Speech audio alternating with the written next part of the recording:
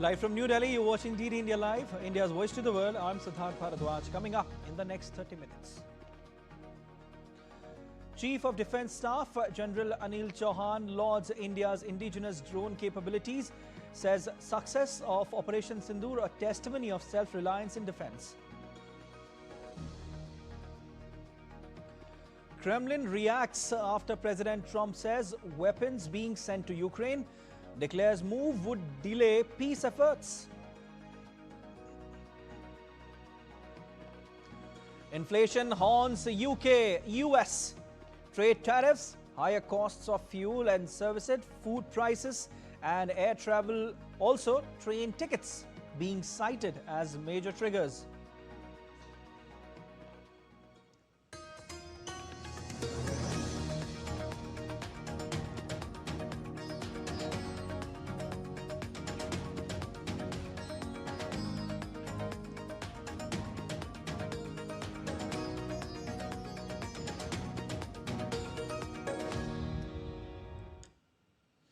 India's Chief of Defence Staff General Anil Chauhan has praised the performance of Made in India drones and counter-drone systems of the military in Operation Sindoor.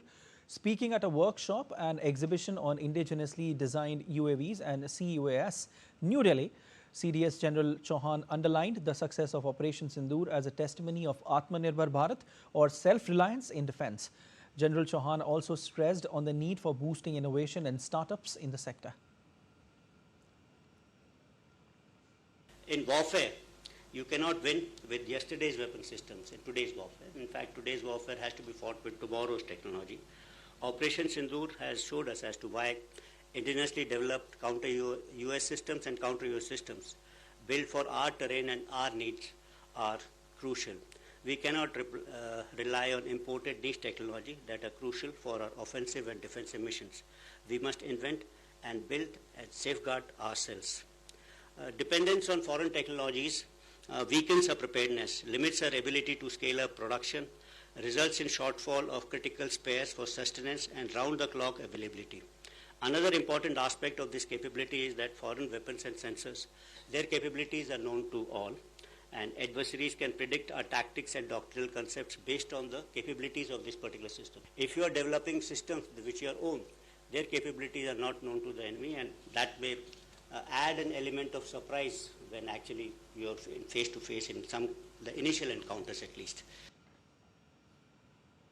Amid escalating regional tensions and military actions in Iran, the Indian embassy in Iran urged Indian nationals to avoid non-essential travel to the country, citing recent security-related developments. This advisory, posted late evening on the embassy's official handle on X, also asked those already in Iran to remain vigilant and consider returning using available commercial and ferry services. US President Donald Trump said that weapons are already being shipped to Ukraine, but he also advised Kiev that it should not target Moscow. This statement came on Tuesday after the Kremlin charged that a new US plan to supply weapons to Kiev along with sanctions threats against Russia would delay peace efforts. While Trump on Monday gave Russia 50 days of strike a deal, in fact a peace deal with Ukraine, voicing exasperation with Moscow and announcing that NATO members would supply Kiev with new military aid. He also added that he has not spoken to Russian President Vladimir Putin since sanctions were announced. NATO is going to pay us back for everything. In some cases, we're going to be paid back by countries of the European Union directly. We're starting to see those But payments. we're always getting our money back in full. So we're not going to have any more investment to make. We're getting our money back in full. And if we can make a deal, that'd be great. We're saving 5,000 or 6,000 soldiers a week. They're Russian and they're Ukrainian soldiers. They're not American soldiers. And we won't have boots on the ground. But it's a shame. The Kremlin has said that Western arms supplies to Ukraine remain a top priority on its radar. Kremlin spokesperson Dmitry Peskov stressed on Wednesday that the flow of weapons is business, adding that certain European countries will ultimately bear the cost. Peskov also clarified that while no new phone call is currently planned between President Vladimir Putin and former US President Donald Trump, such a conversation could be arranged swiftly if needed. Meanwhile, the European Union did not approve new Russia sanctions. It was announced by EU's Foreign Chief Kaja Kallas on Tuesday. After a meeting with EU foreign ministers in Brussels, Slovakia has been blocking the EU's latest sanctions package until its concerns are addressed over a separate EU proposal to phase out imports of Russian gas by January 1st, 2028. Though EU foreign ministers welcomed US President Donald Trump's announcement to send more weapons to Ukraine. Kallas said that ministers will discuss Russian frozen assets during an informal meeting at the end of August, as member states have very different views on the issue. We welcome President Trump's announcement to send more weapons to Ukraine, although we would like to see US to share the burden. America and Europe are working together, and if we are working together, this can put the pressure on Putin to negotiate seriously. The only way to get Putin to end this war is to force his hand. US President Donald Trump announced a plan to have European countries buy billions of dollars worth of US military equipment that can be then transferred to Ukraine. How are Europeans reacting? Let's go across to Thomas Sparrow, correspondent with our partner DW in Berlin. Hi, Thomas. How was Trump's plan received in Europe? It was a mixed reaction. You heard already from Kaja Kallas stressing on the one hand that it was important, on the other hand that Europeans would like Donald Trump to share the burden. And what that essentially means is that they would like Donald Trump and Donald Trump's administration not only to provide the weapons and the heavy military systems, but also to share the burden financially. But under the current agreement, that doesn't seem to be the case. However, several European governments did welcome the news, saying it was a step forward, it was a step in the right direction towards Europeans and Americans working together when it comes to supporting Ukraine. In other words, a move away from Donald Trump's previous perceived ambivalence. So in a way, you see that it's seen as an initial step forward, but there are also some complaints, there's some criticism and some reluctance also from European leaders when it comes to this new proposal. Indeed. Thomas, this comes as European countries, including France and Germany, have major plans in place to boost defense spending. Can you give us more details on these plans? It's not only France and Germany. In fact, NATO leaders agreed to increase their defense spending up to 5% of GDP, including defense infrastructure as well. And then different countries are obviously putting in place their way forward when it comes to coming to terms with this new 5% of GDP when it comes to their defense spending. In the specific case of France, President Emmanuel Macron recently announced a new defense spending for the next 2 years. And in the case of Germany, this has been a very significant shift in recent months because now defense spending has been exempted from debt limits, from the so-called debt rule here in Germany, which basically provides the government with sufficient funding to increase defense spending. In Germany, there has been, on the one hand, support to that, stressing that Germany needs to obviously be in a capacity to defend itself given international challenges. On the other hand, there's also criticism by those who on the one hand are wary of public spending, of public debt. On the other hand, those who believe that that's not the way forward, that public money should be instead used to spend more on infrastructure, on education, on health and similar topics. So there's also a debate going on here in Germany about what essentially this new defense spending means and what impact it will have in the medium to long term. Okay, we'll know that in a while. In few days from now. But Thomas, the question here is, are European citizens on board with this massive defense spending? In general, you can sense here in Europe that there's support when it comes to basically defending Europe from some of the threats. But there are differences both within countries and within different parts of the European Union. So the closer European countries are to Russia and to a Russian border, so for example in Eastern Europe or in Northern Europe, the more interest there is to spend more on defense and to be better protected. On the other hand, in maybe the Mediterranean or in Southern Europe, that doesn't seem to be the case. And that also explains why, when it comes to this 5% of GDP, Spain was one of the countries that was most reluctant. However, within countries, there's also a differing perception. Here in Germany, 50% stressed, according to a recent survey, that they supported that 5% GDP when it comes to NATO spending, but nearly a third were actually against, saying it was too much. So you can sense here again that there's a big discussion on the topic. All right, Thomas, thank you so much for joining in. We leave it there. And EU Trade Chief Maroš Šefčovič will head to Washington, D.C. on Wednesday for tariffs talks with his counterparts. During his visit, he will meet U.S. Commerce Secretary Howard Lutnick and U.S. Trade Representative Jamieson Greer. U.S. President Donald Trump has threatened a 30% tariff on imports from the EU from August 1st if no agreement is reached. The European Commission, which oversees trade for the EU, has prepared to target 72 billion euros or 83.63 billion US dollars worth of US goods for possible tariffs if trade talks with Washington fail. US President Donald Trump said that US would impose a 19% tariff on goods from Indonesia under a new agreement with the Southeast Asian country. Trump said in a post on his Truth Social platform that Indonesian goods entering the United States would face a 19% tariff. This is significantly below the 32% level the president earlier threatened. So we made a deal with Indonesia. I spoke to their really great president, very popular, very strong, smart. And we made the deal. We have full access to Indonesia, everything. As you know, Indonesia is very strong on copper, but we have full access to everything. We will pay no tariffs. So they are giving us access into Indonesia, which we never had. That's probably the biggest part of the deal. And the other part is they are going to pay 19%, and we are going to pay nothing.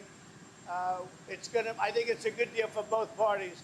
But we will have full access into Indonesia. And we have a couple of those deals that are going to be announced. Under the deal, which was finalized after Trump spoke with Indonesian President Prabowo Subianto, goods that have been transshipped to avoid higher duties will face steeper levies. It also included a penalty rate for so-called transshipments of goods from China via Indonesia and a commitment to buy some U.S. goods. Indonesia said on Wednesday that it had reached a trade deal with the United States after an extraordinary struggle in negotiations. Indonesian president's spokesperson said that this is certainly a progress and cannot be called small success. This is certainly progress that cannot be called small, nor can it be called a small success. This is an extraordinary struggle by our negotiating team. This is an extraordinary negotiation by our president directly with President Trump. This is a meeting point between our government and the US. On trade deal with Vietnam, Trump said that a trade agreement with Vietnam was nearly complete. Remaining in his character, Trump said that he could release details of the Vietnam trade agreement but didn't think it was necessary. We have a Vietnam deal. And I would say that that deal is being pretty well set. It's pretty well set. Again, that's an opening of their country. They've opened it up. Just so you know, these were closed countries. They were wonderful people, wonderful leaders, very strong, smart leaders. All right, let's see what's happening around the world. An $8 billion trial by Meta Platforms shareholders against Mark Zuckerberg and other current and former executives kicks off on Wednesday, alleging illegal data harvesting of Facebook users without consent. The case began in 2018 following revelations that the data from millions of Facebook users was accessed by a now defunct political consulting firm. A volcano erupted on Wednesday in southwest Iceland, marking the 12th time in 4 years for a volcanic system near Reykjavik. According to local authorities, the eruption belched smoke and dramatic flows of glowing hot yellow and orange lava.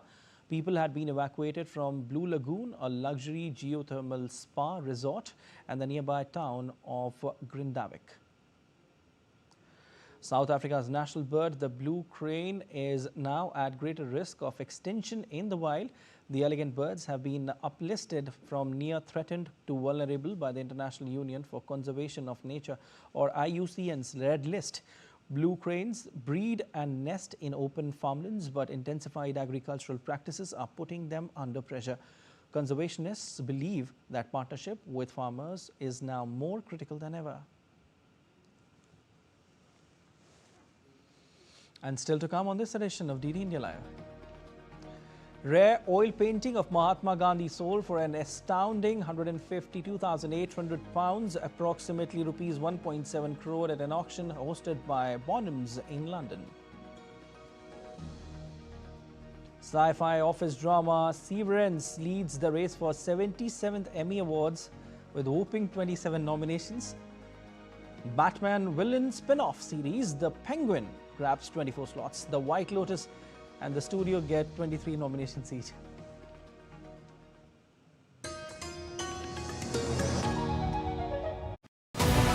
This week on Defence Dynamics, we decode how mounted gun systems are powering India's artillery transformation. A detailed analysis of Astra, India's homegrown air-to-air missile that's now battle-ready. Prahar unveiled India sharpens its tactical edge. And a deep dive into India's military legacy, what makes it one of the world's most formidable defence forces. Stay tuned this Wednesday, 8 PM IST, only on DD India.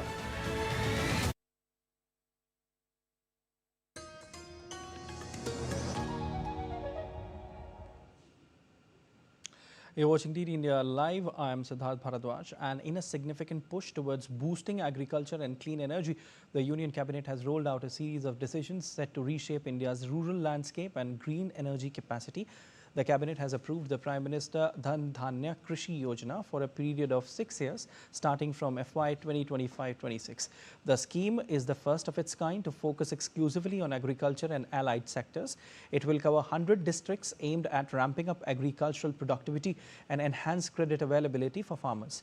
In the energy sector, the Cabinet cleared major investments of rupees 20,000 crore in NTPC Green Energy Limited, aiming to scale up green capacity. Neyveli Lignite Corporation India Limited has received approval of investment of rupees 7,000 crore. This includes transferring renewable assets worth over rupees 6,200 crore and fresh investments in ongoing projects. Government targets 10 gigawatts of renewable capacity by 2030. These decisions underline the government's twin thrust on empowering the farm sector and fast-tracking India's clean energy ambitions. An Indian Council of Agricultural Research is celebrating its 97th Foundation Day on 16th of July. ICAR was established on this day in 1929 with the objective of conducting research in agriculture, animal husbandry, dairy, fisheries and related technologies. Watch this special report to know about ICAR's special achievements. Indian Council of Agricultural Research is one of the largest national agricultural research systems in the world, with 113 ICAR institutes and 74 agricultural universities spread across the country. It has played a major role in the Green Revolution and subsequent developments in agriculture in India through its robust research and technological advancements, leading to manifold increase in food grain production, horticultural crops, fish and milk production in the country from 1950-51 to 2024. With technology and research in agriculture, India is the major exporter of rice in the world with production of 149.1 million tons of rice. India ranks first in milk production with 239.30 million tons and ranks second in the world in wheat and fish production. Over 400 improved varieties of seeds have been released in animal husbandry, responsible for conservation of various breeds of cows, has developed better breeds of Catla, Labio, Rohita in fisheries, established a strong network of Kisan Call Center, Kisan Mobile App and Krishi Vigyan Centers. For agriculture and research, ICAR exercises academic control of more than 75 agricultural universities in India. These universities offer degrees in fields like agriculture, horticulture, fisheries and more. ICAR, one of the largest national agricultural research organizations in the world, working in collaboration with international organizations like FAO, CJIAR, IRRI, Philippines, CIMMYT, Mexico. ICAR has collaborative agreements with 40+ countries of the world on agricultural technology, seed production and more.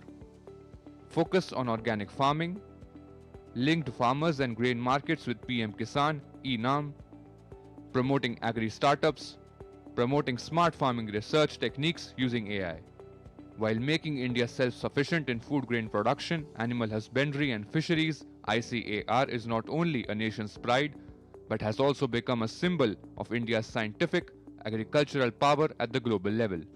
With inputs from Anuj Yadav, DD India. A rare oil painting of Mahatma Gandhi by British artist Claire Leighton fetched £152,800 or rupees 1.7 crore at a Bonhams online auction. The portrait, believed to be the only one Gandhi ever sat for, tripled its estimate. Leighton met Gandhi through political journalist Henry Noel Brailsford in 1931 when he was in London to attend the Second Round Table Conference.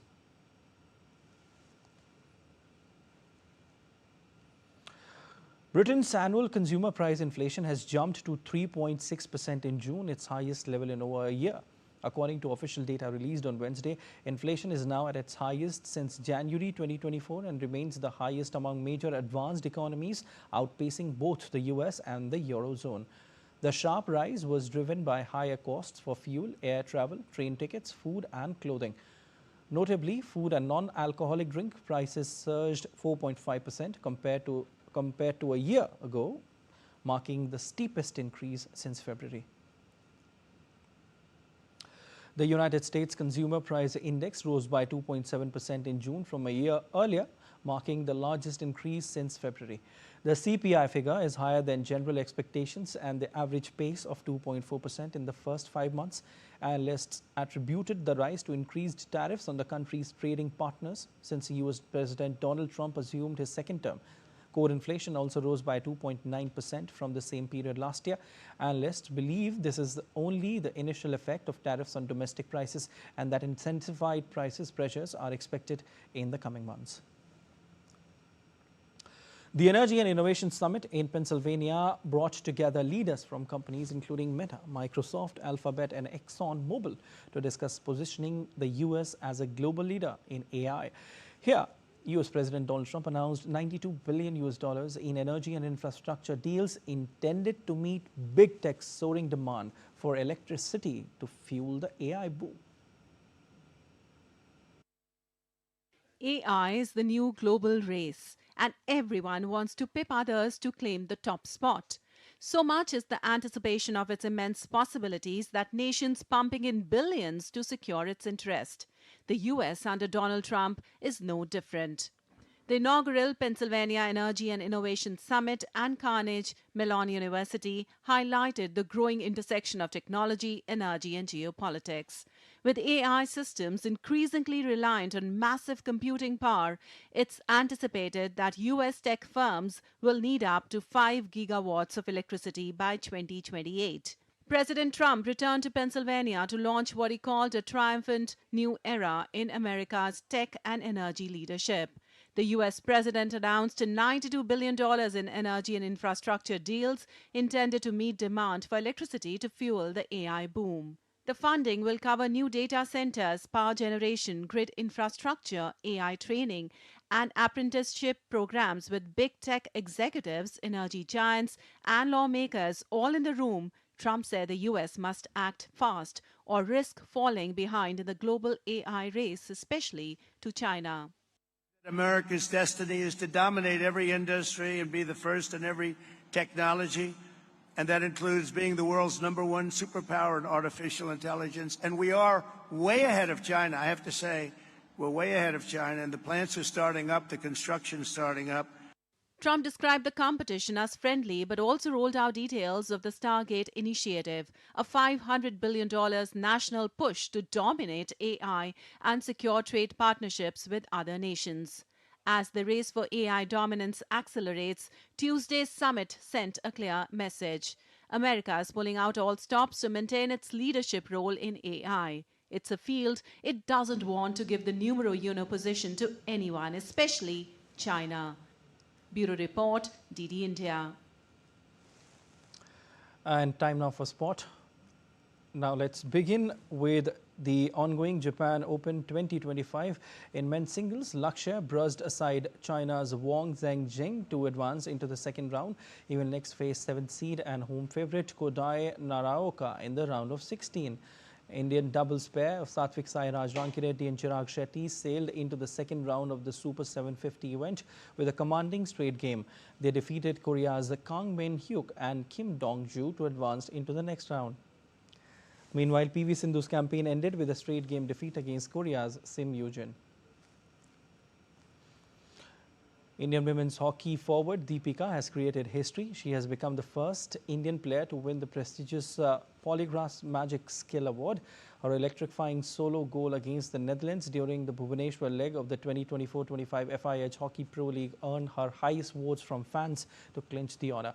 The award celebrates the most dazzling and skillful players in the FIH Pro League and is voted for by fans worldwide. Deepika's goal was shortlisted alongside entries from Spain's Patricia Alvarez and Australian women's team. The 77th Primetime Emmy Awards, one of the most prestigious honors in US entertainment, are all set to air on September 14th, 2025. The countdown is over as the Emmy fraternity unveiled the official nominations list, setting the stage for an exciting awards season.